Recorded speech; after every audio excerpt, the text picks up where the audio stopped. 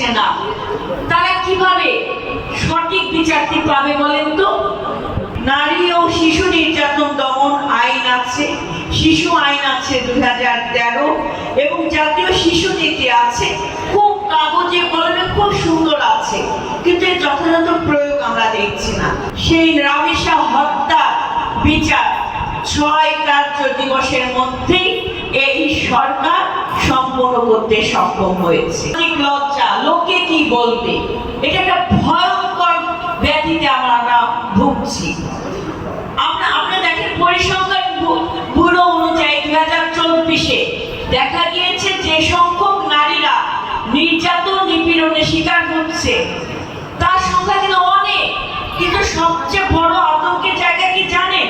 তার ম্যাক্সিমাম মহিলারা তারা বলতে পারে না যে সে নির্যাতন কোনো না কোনো শারীরিক, মানসিক কিংবা যৌন সহিংসতার শিকার হচ্ছে, সে বলতে পারে না। এই যে যারা কথা বলতে পারছে না, তারা কিভাবে সঠিক বিচারটি পাবে বলেন তো? তাই না?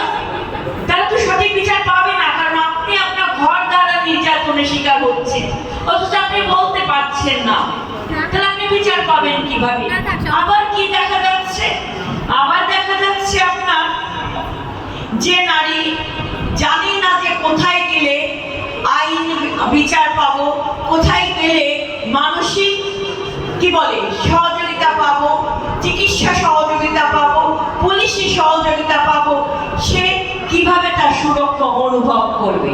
আমার এখানে অনেক বক্তারা, প্রশাসনিক বক্তারা অনেক বক্তব্য রেখেছেন, যেমন 999-এর কথা আমি আমাদের একজন কর্মকর্তা বলেছেন, 999-এ আপনারা ফোন দেবেন, তাৎক্ষণিকভাবে আমরা আইনি সহায়তা আপনার দৌড়ে পৌঁছে দেওয়ার জন্য আমরা প্রস্তুত আছি বলেছেন তো, তাই না? আমাদের নারী ও শিশু নির্যাতন দমন আইন আছে, শিশু আইন আছে 2013, এবং জাতীয় শিশু নীতি আছে, খুব কাগজে কলমে খুব সুন্দর আছে, কিন্তু এর যথাযথ প্রয়োগ আমরা দেখছি না। কিন্তু বর্তমান একটি জবাবদিহিতামূলক রাষ্ট্র ব্যবস্থা রাষ্ট্র পরিচালনা করছেন, সরকারের দায়িত্ব গ্রহণ করেছে জনগণের সরকারের প্রধান মাননীয় প্রধানমন্ত্রী জনাব তারেক রহমান। তিনি এই জায়গায় যেখানে প্রয়োগ নাই সেই জায়গায় সঠিক প্রয়োগটা যেন হয় তার জন্য তিনি ব্যবস্থা গ্রহণ করেছেন।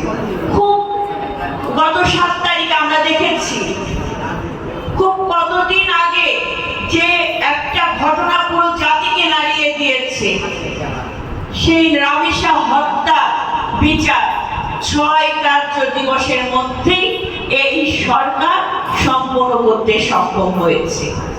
এটা আমাদের জন্য একটা বড় অ্যাচিভমেন্ট, এটা আমাদের জন্য একটা দৃষ্টান্ত। কি দৃষ্টান্ত না? আপনারা কি এমন সরকার চান না?